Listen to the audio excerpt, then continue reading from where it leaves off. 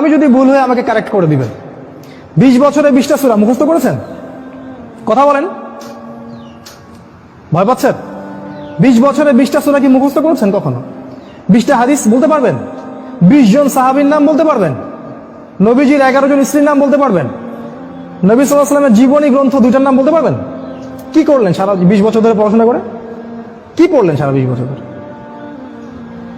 এই যুব সমাজ কি দাজ্জালের বিরুদ্ধে দাঁড়াতে পারবে কখনো? ইহুদি খ্রিস্টান মুশরিকদের যে ঐক্য, এদের বিরুদ্ধে এরা দাঁড়াতে পারবে? এরা আল্লাহর পথে জিহাদ করবে কখনো? তাই মনে হয় আপনার?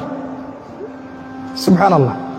কথাগুলো আমি আঘাত করতে এখানে আসিনি, আমি শুধু আপনাদের বিবেকটা জাগ্রত করতে এসেছি যে এমন একটা এডুকেশন সিস্টেম আপনাকে পড়াশোনা করিয়েছে যাতে করে আপনি আল্লাহর পথ থেকে সরে গেছেন এবং ইসলামের বুনিয়াদী বিষয়গুলো সম্পর্কে আপনার জ্ঞান নাই। ওযুর ফরজ কয়টা বলতে পারে না যুবক ছেলে, নামাজের ফরজ কয়টা, ওয়াজিব কয়টা বলতে পারে না। এই যুব সমাজ কিভাবে এদের বিরুদ্ধে দাঁড়াবে বলেন? নিজেকে প্রশ্ন করেন। 4, আপনার সামনে আরো কিছু টোপ দিয়েছে। নারী, কি দিয়েছে? নারী। কারণ যুবকদের সবচেয়ে আকর্ষণের বস্তুটা কি? একটা সুন্দরী মেয়ে, তাই না? সত্য কথা বলছে। আল্লাহ পাক কোরআনে বলেছেন যুয়িনা লিন-নাস হুব্বুশ শাহাওয়াতি মিনান নিসা, মানুষের জন্য 6টা বস্তুকে সুশোভিত করা হয়েছে, তার মধ্যে 1 নাম্বার নিসা, মহিলা। মানে আমাদের কাছে সবচেয়ে পছন্দের জিনিস কি? একটা প্রিয়তমা সুন্দরী স্ত্রী, তাই না? তো এই মেয়েদেরকে নগ্ন করে আপনার চারপাশে এরা ছড়িয়ে দিয়েছে। স্কুলে যাবেন নগ্ন নারী, কলেজে যাবেন নগ্ন নারী, চাকরিতে যাবেন, যেখানে যাবেন সেখানেই, রাস্তাঘাটে হাঁটবেন সব ন্যাংটা হয়ে ঘুরছে। আমাদের নবীজি বলেছেন শেষ জামানে এক শ্রেণীর মেয়ে আসবে যারা কাপড় পরেও ন্যাংটা থাকবে, থাকে না? এগুলা কি ব্যাখ্যা করার দরকার আছে?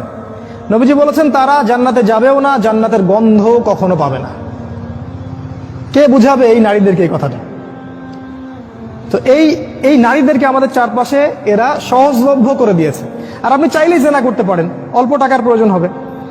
স্মার্টফোনে জেনা করতে পারেন, সেলফোনে জেনা করতে পারেন, প্রেম অ্যাফেয়ারে জেনা করতে পারেন, বয়ফ্রেন্ড গার্লফ্রেন্ড এই ফ্রি মিক্সিং এ জেনা করতে পারেন। তারা আপনার সামনে এই লোভনীয় টোপগুলো দিয়ে রেখেছে। তারপর আরো কি দিয়েছে? মাদক, হাতে হাতে মাদক সমস্ত যুব সমাজের।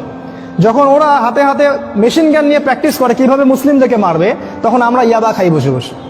কথা বুঝতে পারছেন? ওরা প্র্যাকটিস করে, ওদের যুবকরা প্র্যাকটিস করে কেমন করে মুসলিমদেরকে ব্রাশ ফায়ার করে মারবে। ওই যে মিয়ানমারে মারে নাই, কাশ্মীরে মারতেছে না, ওই যে সিরিয়া দেখবেন, আফগানিস্তান, লেবানন, সব জায়গায়। আর আমাদের হাতে ওই যে ইয়াবা, তারপর আপনার ডাল, আপনার ফেন্সি ডিল, আপনার উমুক তমুক কি কি নাম আছে সব। জি জি, সুবহানাল্লাহ। এগুলো নিয়ে কখনো ভেবেছেন? এটা হাসছেন আপনি? লজ্জা হওয়া উচিত আপনার, লজ্জা করা উচিত যে যখন তারা আমাদের বিরুদ্ধে ঐক্যবদ্ধ, তখন আমরা এই নারী, এই মদ, এগুলো নিয়ে ব্যস্ত আছি। আর যারা এদের পিতামাতা, এরা সবচেয়ে অপদার্থ শ্রেণীর মানুষ এই পৃথিবীতে। এদের কবরে থাকা উচিত, এই পিতামাতাদের কবরে থাকা উচিত।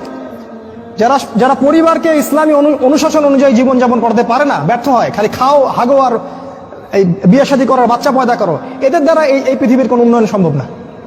এদের দ্বারা মুসলিম উম্মাহ কেন, সমাজ, দেশ, জাতি কিছুই পাবে না। এরা আবর্জনা এই উম্মার জন্য। এরা মাটির তলে চলে যাওয়াই ভালো। এই মাদক দিয়ে আপনাকে তারা ব্যস্ত রেখেছে। আরো আপনাকে ব্যস্ত রেখেছে এরা মিডিয়া দিয়ে। সারাদিন দেখবেন চোখের সামনে নাচ গান, টিভি সিরিয়াল চলছে। জুয়া দিয়ে, এই যে এখন স্মার্টফোন দিয়ে, সারাদিন স্মার্টফোন, এক একটা স্মার্টফোন একটা জগৎ, একটা স্মার্টফোন একটা জগৎ। এটা আপনার চিন্তার শক্তিটা নষ্ট করে দিয়েছে। ঠান্ডা মাথায় আপনি এখন চিন্তা করতে পারবেন না, আপনার মাথা এখন পাজলড। ইউটিউব দিয়ে, ফেসবুকিং দিয়ে, জেনা দিয়ে, মদ দিয়ে, এই সব কিছু দিয়ে তারা আপনাকে ব্যস্ত রেখেছে। এর ফলে কি হয়েছে জানেন? এর ফলে দাজ্জালের ওই উদ্দেশ্যটা সফল হয়েছে। কোনটা? দাজ্জাল চেয়েছিল, তার অনুসারীরা চেয়েছিল আপনার ভিতরের যে নূর আছে হৃদয়ের মধ্যে, কলবে ঈমান নূর, এটা যেন অন্ধকার এবং জুলুমাত দিয়ে প্রতিস্থাপিত হয়ে যায়। এখন আপনি আর চাইলেও দিনের জন্য চিন্তা করতে পারেন না। আপনার ভিতরে আল্লাহর জন্য কান্না আসে না, সেজদায় কাঁদতে পারেন না, আল্লাহর দিকে চোখ তুলে, আসমানের দিকে চোখ তুলে তাকাতে লজ্জা লাগে আপনার। মনে হয় যে আমি এত পাপী, কেমন করে তাকাবো? আপনি বুঝতে পারছেন আমার আমলনামা পাপে ভর্তি হয়ে যাচ্ছে। আপনার ভিতরের যে ইন্টারনাল যে হার্টটা ছিল, এটা করাপ্টেড হয়ে গেছে। এবং তারা এটাই চেয়েছিল যে আপনার ভিতরের নূর যেন নষ্ট হয়ে যায়। আল্লাহ পাক কোরআনে বলেছেন কদ আফলাহা মান যাক্কাহা, তারাই সফল যারা ভিতর থেকে পরিশুদ্ধ হয়েছে। ওয়া কদ খাবা মান দাসাহা, সে ব্যক্তি ধ্বংস হয়ে গেছে যার অন্তরটা ধ্বংস হয়ে গেছে। আর এই প্রতিটা বিষয় দিয়ে তারা আপনার রূহটাকে নষ্ট করে দিয়েছে। দাজ্জালের অনুসারীরা আপনার রূহটাকে, আত্মাটাকে নষ্ট করে দিয়েছে। খেয়াল করে দেখবেন আপনার চোখ দিয়ে পানি আসে না, একটা অন্যায় পাশে দেখলে আপনার গায়ের রক্ত গরম হয়ে যায় না, উম্মার মানুষদেরকে যখন অন্যায়ভাবে হত্যা করা হচ্ছে, আপনার ভিতরে কোনো ফিলিংস জাগে না। আপনি খেয়াল করে দেখবেন যে আপনি ঘন্টার পর ঘন্টা পর্নোগ্রাফি দেখছেন, জিনা দেখছেন, 3x দেখছেন, কিন্তু আপনার ভিতরে কোনো ফিলিংস কাজ করে না, মানে কোনো অনুশোচনা কাজ করে না, কারণ আপনার ভিতরটা নষ্ট করে দিয়েছে তারা। আল্লাহ রসুল বলেছেন, যখন মানুষ একটা পাপ করে কলবে একটা দাগ পড়ে, আরেকটা পাপ করে আরেকটা দাগ পড়ে, আরেকটা পাপ করে আরেকটা দাগ পড়ে। যদি তওবা করে দাগ উঠে যায়, তওবা না করলে দাগ পড়তেই থাকে পড়তেই থাকে, এক পর্যায়ে এই কলবটা দুর্গন্ধযুক্ত কলব হয়ে যায়। এত দুর্গন্ধ বের হয় কলব দিয়ে, যদি মানুষ জানতো তাহলে মানুষ থাকতে পারতো না পৃথিবীতে। এই জন্যই এই রকম শ্রেণীর মানুষের যখন মৃত্যু হয়, তখন ওই মালাকুল মাউত এবং এই যে মৃত্যুর ফেরেশতারা, তারা দুর্গন্ধে আত্মাটাকে বের করে নিয়ে আসেন, টেনে স্যাঁচড়ায় বের করে নিয়ে আসেন। এই পাপী মানুষরা মারা যাওয়ার সময় এই ঘটনাটা ঘটে। এইভাবে তারা আপনাকে ব্যস্ত রেখেছে। এখন কি হবে? এখন আগামী দিনগুলোতে কি এরা উম্মার নেতৃত্ব দিতে পারবে? এর মধ্যে কারা পারবে? উত্তর, এর মধ্যে সবাই পারবে না। উত্তর এক কথায় শেষ, সবাই পারবে না। কারা পারবে? এই যুবক শ্রেণীর মধ্যে যারা এই গুণগুলো অর্জন করতে পারবে, তারা ইনশাআল্লাহ আগামী দিনগুলোতে সফল হবে। গুণগুলো পয়েন্ট আকারে বলে শেষ করছে। এই যুবক শ্রেণীর মধ্যে যারা তাদের জীবনটাকে বাকি পুরো জীবনটাকে আল্লাহর জন্য উৎসর্গ করতে পারবে, তারা পারবে। এক নাম্বার, এই যুবক শ্রেণীর মধ্যে যারা আল্লাহর জন্য তাদের জান, মাল, সময়, শ্রম ব্যয় করে দিতে পারবে, কুরবানি করতে পারবে। কুরবানি কেমন? ওই ইসমাইল আলাইহিস সালামের মতো। বাবা বলেছে তোমাকে জবাই করা লাগবে, তিনি কি বলেছিলেন? করিয়েন না। তিনি বলেছিলেন, আপনাকে আল্লাহ যে আদেশ করেছেন সেটাই করেন, আমাকে ধৈর্যশীল পাবেন ইনশাআল্লাহ। এরকম ছেলে পাবেন এখন? তো এরকম নিজের জান, মাল, সময়, শ্রমকে আল্লাহর পথে উৎসর্গ করে দেওয়ার মানসিকতা আগে তৈরি করতে হবে। এটা এক নাম্বার। দুই নাম্বার, জ্ঞান অর্জন করতে হবে। এই যুবক শ্রেণীর মধ্যে যারা জ্ঞান অর্জন করবে, কোরআন সুন্নাহর পাশাপাশি সমসাময়িক অর্থনীতি, রাজনীতি, বিশ্ব সবকিছু সম্পর্কে জ্ঞান থাকতে হবে। তারপরে আপনি আল্লাহর পথে কিছু করতে পারবেন, তার আগে নয়। আপনি সিলেক্ট করবেন যে আপনি এই উম্মার আবর্জনা হতে চান না উম্মার মুজাহিদ হতে চান, এটা আপনি সিলেক্ট করবেন। আপনি কি চান যে আপনার জীবনটার বিনিময়ে আল্লাহ আপনাকে অনন্তকালের জান্নাত দান করুক, অথবা আপনার এই কাজগুলোতে কেউ বাধা দিবে না, এই পাপ কাজে কেউ বাধা দিবে না, শেষমেশ আপনি জাহান্নামে চলে যাবেন? আপনি কি এটা চান? আমরা কি এটা চাই? তো ইলম অর্জন করতে হবে, ইলম ছাড়া আপনি কাজ করতে আগাতে পারবেন না। তিন নাম্বার, এলেম অনুযায়ী আমল করতে হবে। যা এলম অর্জন করবেন সে অনুযায়ী আমল করতে হবে। শুধু এলম অর্জন করলে হয় না, ওই অনুযায়ী কাজ করতে হয়। সলাতের পাবন্দি করতে হবে। সলাতের অবস্থা দেখে যা মনে হলো যে এই এলাকার যুবকরা মসজিদে কতজন আসে আল্লাহ ভালো জানে। ফজরের নামাজে যারা আসে তারাই প্রকৃত মুসল্লি। 5 ওয়াক্ত সালাত জামাতের সাথে আদায় করতে হবে। আখলাক চরিত্র হবে রাসূল সাল্লাল্লাহু আলাইহি ওয়াসাল্লামের মতো। সাহসী, ভীরুতা, কাপুরুষতা যেন আপনাদেরকে পেয়ে না বসে। জ্ঞান অর্জন করে সাহসী হতে হবে, তদনুযায়ী আমল করতে হবে, এবং কোনো অবস্থাতেই পরাজিত হব না এরকম মানসিকতা তৈরি করতে হবে। শয়তান হোক আর ইবলিস হোক আর এই দাজ্জাল হোক আর অনুসারী হোক, কেউই আমাকে ঠেকাতে পারবে না এরকম মানসিকতা তৈরি করতে হবে। তারপরে ইনশাআল্লাহ আপনি কিছু করতে পারবেন। প্রতিটা ইবাদত বন্দেগীর ব্যাপারে সচেতন হওয়ার চেষ্টা করতে হবে, এটা হচ্ছে আপনার জানা অনুযায়ী আমল। 4 নাম্বার, আদর্শ পরিবার গঠন করতে হবে। জিনা বাদ দিয়ে ছেড়ে দিয়ে তওবা করে ফিরে আসেন, বাবা মাকে বলেন যে আমাকে বিয়ে দিন। আর বাবা মার উচিত তাদের বিয়েটা সহজ করে দেয়া।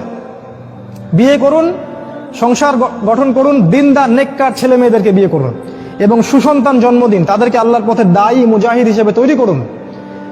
5, হালাল রিজিকের ব্যবস্থা করুন। ওই হারাম ব্যাংকিং সেক্টর থেকে চাকরি থেকে রিজাইন দিয়ে দিন। যে সেক্টরে হারাম আছে, ঘুষ আছে, সুদ আছে, সব ছেড়ে দিন। কার জন্য ছাড়বেন? আল্লাহর জন্য ছাড়বেন। মনে রাখবেন, রিজিকের মালিক আল্লাহ, আপনি আপনার রিজিকের মালিক নন। আপনি আল্লাহর জন্য যদি কিছু করেন, আল্লাহ পাক আপনাকে তার চেয়ে বহুগুণ দিতে পারেন। এই বিশ্বাস রেখে প্রয়োজনে সবজি বিক্রি করেন, কৃষি কাজ করেন, মৎস্য খামার করেন, ছাগলের খামার করেন, তাও ভালো। তারপরেও হারাম রিজিকের দিকে যাবেন না। অনুরোধ করছি ভিতর থেকে, মানে আল্লাহর দোহাই দিয়ে অনুরোধ করছি, হারাম রিজিকে যাবেন না। সারা জীবনের ইবাদত নষ্ট হয়ে যাবে, সারা জীবনের। যে ব্যক্তির ইবাদতে এতটুকু সুদের টাকা আছে, ওর ইবাদত কবুল হয় না। জানেন না সুদ খাইলে মায়ের সাথে জেনা হয়? এটা জানেন না যে সুদ খাইলে 36টা মেয়েকে ধর্ষণ করা হয়, আল্লাহ এবং তার রাসূলের সাথে যুদ্ধ করা হয় সুদ খাইলে? দিব্যি খাচ্ছি, প্রতিটা গ্রামে এখন সুদী এনজিও 6 লাখ। সমিতি আর এনজিও।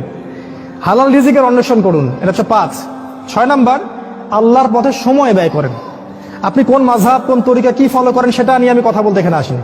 আপনি আল্লাহর পথে সময় দেন, যে যেখানে আছেন সেখান থেকে আল্লাহর পথে কিছু করেন, প্রজেক্ট হাতে নেন, কিছু করেন।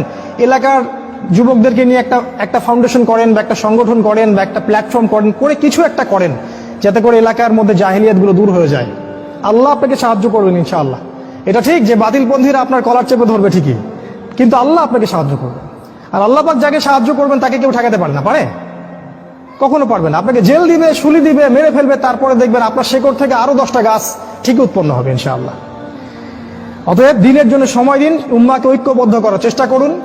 আরেকটা নসিহা করব, দলাদলির মধ্যে যাবেন না, ইখতিলাফি ফিরকা দলাদলির মধ্যে যাবেন না। তুই অমুক আর তুই তমুক আর তুই এই তুই সেই, এগুলোর মধ্যে যাবেন না। সবাইকে নিজের ভাই ভাবতে শেখেন। আর দু একটা পয়েন্ট বলে শেষ করছি, সেটা হলো যে শেষ জামানার যে হাদিসগুলো আছে, কোরআন এবং হাদিসগুলো আছে, বই পুস্তকগুলো আছে, এগুলো একটু বেশি করে পড়েন, তাহলে আপনার চোখ খুলে যাবে যে সামনে কি হতে যাচ্ছে। এর জন্য আপনি প্রিপারেশন গ্রহণ করার সুযোগটা পাবেন, সময়টা পাবেন। আমার নাসিহা হচ্ছে যে কৃষিভিত্তিক অর্থনীতির দিকে ফোকাস করেন। প্রত্যন্ত জায়গাগুলো যেগুলো আছে গ্রামাঞ্চল, সেখানে জমি কিনেন। শহরমুখী হবেন না, শহরগুলো আস্তে আস্তে ধ্বংস হয়ে যাবে। প্রতিটা শহর আস্তে আস্তে ধ্বংস হয়ে যাবে, ওদিকে ফোকাস করবেন না। গ্রামাঞ্চলের দিকে ফোকাস করেন, এদিকে আপনি জমি কেনেন, ডেইরি প্রজেক্ট করেন, পশুর খামার করেন, মৎস্য চাষ করেন, কৃষিকাজ করেন, এই দিকে ফোকাস করেন। ওইদিকে ফোকাস করবেন না, সামনের দিনগুলোতে এগুলো থাকবে না। ব্যাংকে অনেক বেশি টাকা থাকলে সেগুলো বের করে ফেলেন, বের করে গবাদি পশু কেনেন, সোনা কিনেন, রূপা কিনেন, জমি কেনেন। অনেক বড় অঙ্কের টাকা এইভাবে রাখবেন না, কারণ ব্যাংকিং সিস্টেম সামনে থাকবে না, ইলেকট্রনিক মানি সামনে থাকবে না। এখন যেমন ইলেকট্রনিক মানি দিয়ে সব লেনদেন করছেন, এটাও সামনে থাকবে না। আপনি সামনে নিঃস্ব হয়ে যাবেন, নিঃস্ব। এটা শুধু সুপরিকল্পিত একটা চক্র সারা বিশ্বে কাজ করছে। আর আস্তে আস্তে সামনের দিন যত আসবে, মুসলিমদের উপর নির্যাতন তত বাড়বে, এবং মুসলিমদের অবস্থা আস্তে আস্তে আরো খারাপ থেকে খারাপের দিকে যাবে, আরো বিভক্তি বাড়বে, আরো দেখবেন কত ফিতনা আকাশ থেকে পড়বে আল্লাহ ভালো জানেন। মহামারীর পরে আরো কিছু আসবে, তারপরে আরো যুদ্ধ হবে, আরো ফিতনা আসবে। এক কথায় সারা বিশ্বে ফিতনা দিয়ে আরো ভরপুর হয়ে যাবে। সামনের দিনগুলো অত্যন্ত ভয়াবহ। এর জন্য প্রিপারেশন গ্রহণ করেন। আমি কিছু নসিহা করলাম, এগুলো যদি আপনাদেরকে ফায়দা দিবে বলে মনে হয় আপনার কাছে, এগুলো অনুসরণ করতে চেষ্টা করতে পারেন। আর যদি মনে হয় এগুলোতে কোনো ফায়দা নাই, তাহলে আপনার কাছে কয়েকটা অপশন আছে। আপনি যেভাবে দুনিয়ার পিছনে ছুটছেন সেটাও ছুটতে পারেন, এক পর্যায়ে ছোট আপনার শেষ হয়ে যাবে মৃত্যুর মধ্য দিয়ে। অথবা আপনি আমার কথাগুলোকে যাচাই বাছাই করে মেনে চলার চেষ্টা করতে পারেন। তখনই এই কথাগুলো গ্রহণ করবেন যখন আপনার কাছে মনে হবে যে কথাগুলোর বাস্তবতা আছে, যুক্তি আছে।